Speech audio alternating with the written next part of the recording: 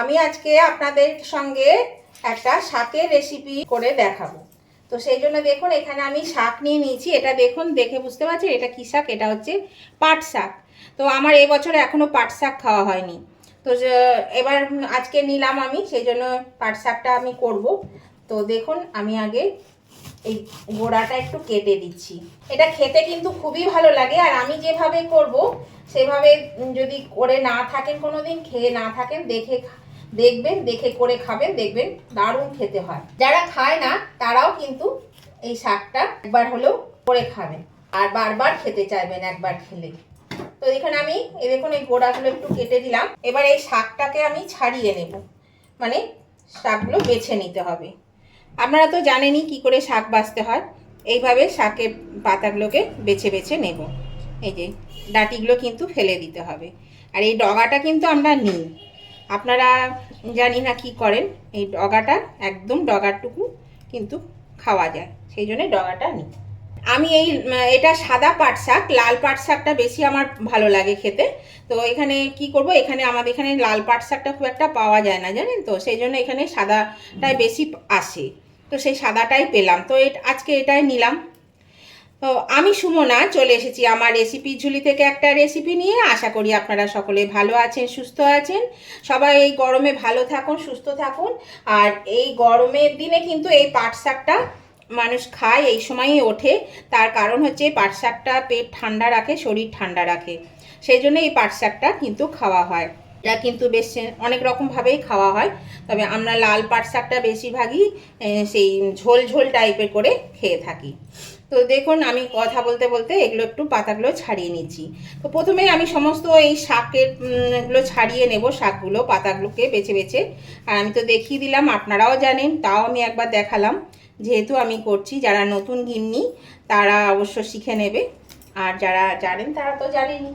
তো চলুন আমি শাকগুলো আগে ছাড়িয়ে নিই। এই দেখুন বন্ধুরা, আমি শাকটা বেছে ধুয়ে নিয়ে এসেছি। খুব ভালো করে কিন্তু ধুতে হবে, এতে নোংরা থাকে, আর বাছার সময়ও ভালো করে বেছে নিতে হবে, কারণ পোকা টোকা থাকতে পারে। সেই জন্য কিন্তু ভালো করে ধুয়ে বেছে আমি এটা নিয়ে এসেছি। এবার শাকটা একটু আমি কেটে নেব। তো শাকটা কাটার জন্য আমি এখানে একটু করে শাক নিচ্ছি, দিয়ে আমি শাকটা কেটে নিচ্ছি। এটা কিন্তু খুব মিহি করে কাটারও প্রয়োজন নেই, বড় বড় থাকলেও কোনো অসুবিধা হবে না। আর বললাম তো এই শাকটা আমি যেভাবে রান্না করব আপনারা দেখবেন খেয়ে, আর মানে একবার খেলে বারবার কিন্তু আপনাদের খেতে ইচ্ছা করবে। তো আর যারা পাট শাক খেতে পছন্দ করেন না, একদমই খেতে চান না, তারাও কিন্তু একবার খেলে মানে আর ভুলতে পারবেন না, তাই বলবেন শাকটা এইভাবেই রান্না করো। এটা এতটাই খেতে সুস্বাদু হয়। দেখুন এখানে খানিকটা কেটে নিলাম, আমি পুরোটা এভাবে কেটে নিচ্ছি। এটা আমি কিন্তু একদম অন্যরকমভাবে শাকটা আজকে আমি আপনাদেরকে রান্না করে দেখাবো। তো চলুন আমি শাকটা আগে কেটে নিই। এই দেখুন বন্ধুরা, শাকটা আমি কেটে নিয়েছি। এবার আমি কি করব সেটা আমি দেখাই। এই দেখুন বন্ধুরা, এখানে আমি দুটো পেঁয়াজকে নিয়েছি, একটু বড় সাইজের পেঁয়াজ। এখানে কিন্তু একটু পেঁয়াজটা বেশি পরিমাণে দিতে হবে, কেননা বেশি দিলে তবে কিন্তু এটা খেতে ভালো লাগবে। পেঁয়াজগুলোকে আমি একটু আগে কেটে নেব। এখানে পেঁয়াজগুলো আমি আগে দেখুন কেটে নিচ্ছি, এইভাবে কেটে নিচ্ছি। এরকমভাবে কেটে কেটে নিলে পরে কিন্তু বেশি কুচি করার দরকার নেই, একটু সরু সরু করে মিহি করে একটু কেটে নিলে পেঁয়াজটা হয়ে যাবে। এইটাতে কোনো মশলা লাগবে না, শুধু একটু পেঁয়াজ রসুন এগুলো দিলেই কিন্তু এটা রান্না হয়ে যাবে। পেঁয়াজ রসুন আর লঙ্কা দিয়ে রান্নাটা করতে হবে। তো চলুন আমি এটা কেটে নিই আগে। এই দেখুন বন্ধুরা, পেঁয়াজটা কাটা হয়ে গেছে। এখানে আমি বেশ কিছুটা রসুনকে নিয়েছি ছাড়িয়ে। এই রসুনগুলো আমি একটু থেতো করে নেব। এই ছুরির সাহায্যে কিন্তু এভাবে থেতো করে নেওয়া যাবে, এভাবে ছুরির সাহায্যে থেতো করে নিলেই হবে। একটু চাপ দিলেই কিন্তু এগুলো দেখুন বেশ সুন্দর মানে থেতো হয়ে যাচ্ছে। এটা আমিষ রান্না হবে, আর এটা খেতেও অসাধারণ হয়, ভীষণই ভালো স্বাদ হয়। আপনারা কিন্তু একটু চাল বেশি নেবেন, নাহলে কিন্তু ভাতে একটু কম পড়ে যাবে খেতে খেতে, তখন কিন্তু আর খেতে পাবেন না। সেই জন্য একটু বেশি করে চালটা নেবেন। তো চলুন এটা আমি ভালো করে থেতো করে নিই। এই দেখুন বন্ধুরা, এখানে দুটো ডিম নিয়েছি আমি। এই ডিম দুটো এখানে আমি ফেটিয়ে নেব। এটা একটু ফাটিয়ে এর মধ্যে দিয়ে দিচ্ছি, দিয়ে একটু ফেটিয়ে নিচ্ছি। দুটো ডিম লাগবে, আপনারা আপনাদের শাকের পরিমাণ বুঝে ডিমটা ব্যবহার করবেন, যার যেমন লাগবে। তবে পেঁয়াজ রসুনটা কিন্তু একটু বেশি পরিমাণেই দিতে হবে। এই আর আগে আমি একটু নুন দিয়ে দিয়েছিলাম এর মধ্যে, এর সঙ্গে আর কিছু লাগবে না। আমি ডিমটা ভালো করে ফেটিয়ে নিচ্ছি। এরকম বন্ধুরা, গ্যাসের চুলায় আমি একটা কড়া বসিয়ে দিয়েছি, কড়ার মধ্যে তেল দিয়েছি, তেলটা কিন্তু গরম হয়ে গেছে। এবার আমি এর মধ্যে দিয়ে দেবো এই যে কেটে রাখা শাকটা, এই শাকটা দিয়ে দেবো। বেশি তেল কিন্তু লাগবে না, একদম 1 চামচ তেল দিলে কিন্তু এটা হয়ে যাবে। আমি এই শাকটাকে আমি 2 মিনিট মতো একটু ভেজে নেব। বেশি ভাজার প্রয়োজন নেই, মিনিট দিয়ে একটু ভেজে নিলেই কিন্তু হবে। এই শাকটা অনেকেই পছন্দ করেন না, তার কারণ হচ্ছে এই শাকটা একটু মানে ল্যালমি শাক, সেই জন্য শাকটা খেতে কিন্তু অনেকেই পছন্দ করেন না।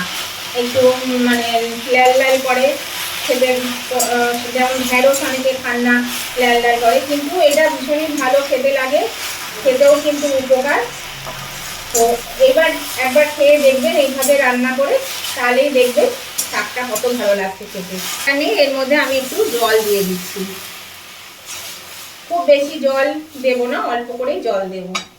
আর দিয়ে দিচ্ছি এখানে কয়েকটা লঙ্কাকে চিড়ে নিয়েছি, কাঁচা লঙ্কা, এই লঙ্কাটাকেও আমি এর মধ্যে দিয়ে দিলাম। এটা আমি মিনিট 3 জন্য ঢাকা দিয়ে ফুটিয়ে নেব। ঢাকা দিয়ে দিলাম। এরকম বন্ধুরা, ঢাকাটা খুলে দিলাম। আমার এটা 2-3 মিনিট হয়ে গেছে, আমি এটা নামিয়ে নিচ্ছি। গ্যাসটা অফ করে দিলাম, আমি এটা নামিয়ে নিচ্ছি।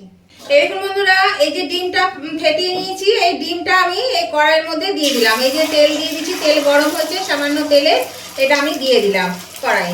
এটা একটু অমলেট করে নেব। এই ডিমটা দেখুন খুব বেশি কিন্তু ভাজবো না, আর আঁচটা কিন্তু মিডিয়ামে রেখে ভাজবো।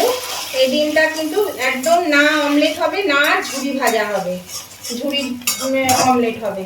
এটাকে একটু আমি কম আঁচে এটাকে একটু পিস পিস করে নেব ভেজে। আপনারা দেখতে থাকুন আমি এই ডিমটা কিভাবে ভাজছি। এটা বেশি কড়া করে কিন্তু ভাজলে খেতে কিন্তু খুব একটা ভালো লাগবে না, একটু হালকা করে ভাজতে হবে। দেখুন এবার আমি এটা এইরকম একটু বড় বড় করে পিস করে নেব। এই যে, তাহলে এগুলো কিন্তু খাবার সময় মুখে পড়বে, খেতে বেশ ভালো লাগবে। এই যে এরকম বড় করে পিস করে নেব। তাহলে কি হলো, একদম ঝুরি ভাজাও হলো না, আর ডিমে ঝুরি ভাজাও হবে না, আবার ডিমের অমলেটও হবে না।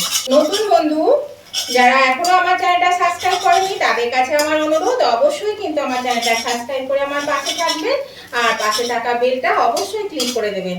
তাহলে আমি যখনই আমার নতুন নতুন ভিডিও আপলোড করব, সাথে সাথে নোটিফিকেশন আপনাদের মোবাইলে পৌঁছে যাবে, আর সবার আগে আপনারা আমার ভিডিও দেখতে পাবেন।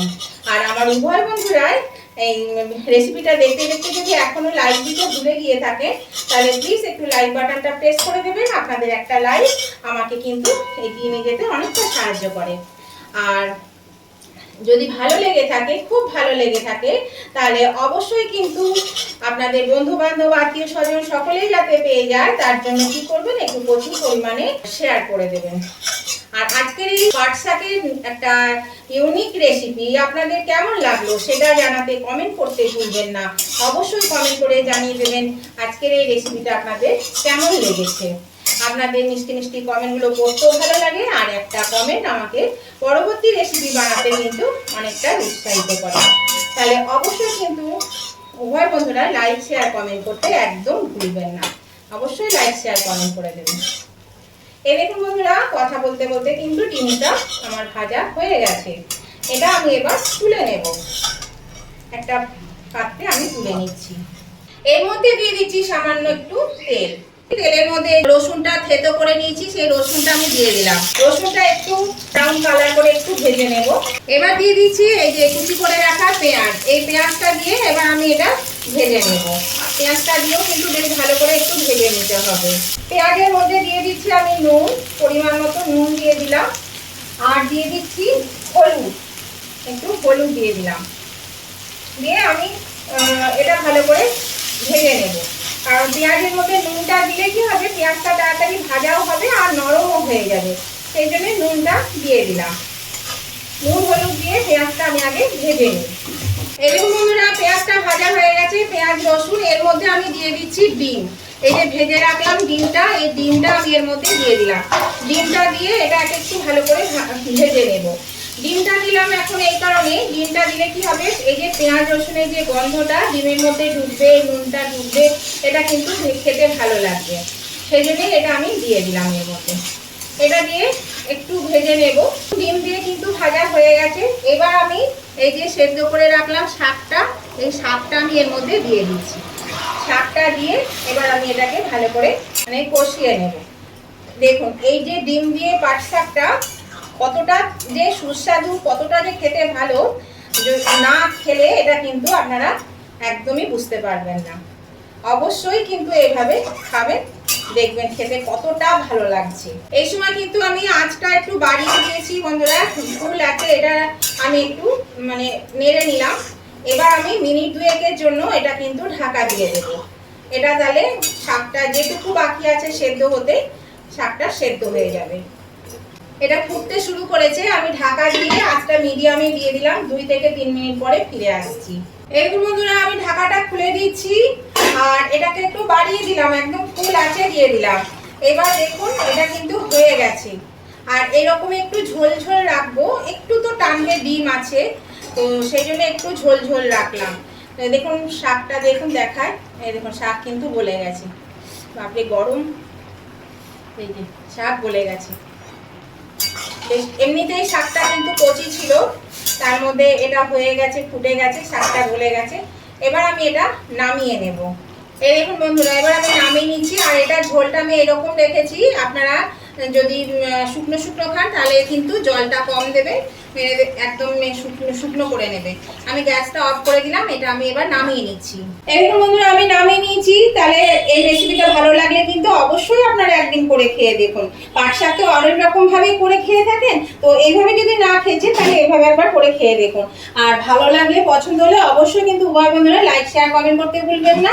তো আজকের মতন আমি ভিডিওটা এখানেই শেষ করছি। আবার আমি নতুন ধরনের নতুন কোনো ভিডিও নিয়ে চলে আসবো। ততদিন আপনারা ভালো থাকবেন, সুস্থ থাকবেন। Tata, bye bye.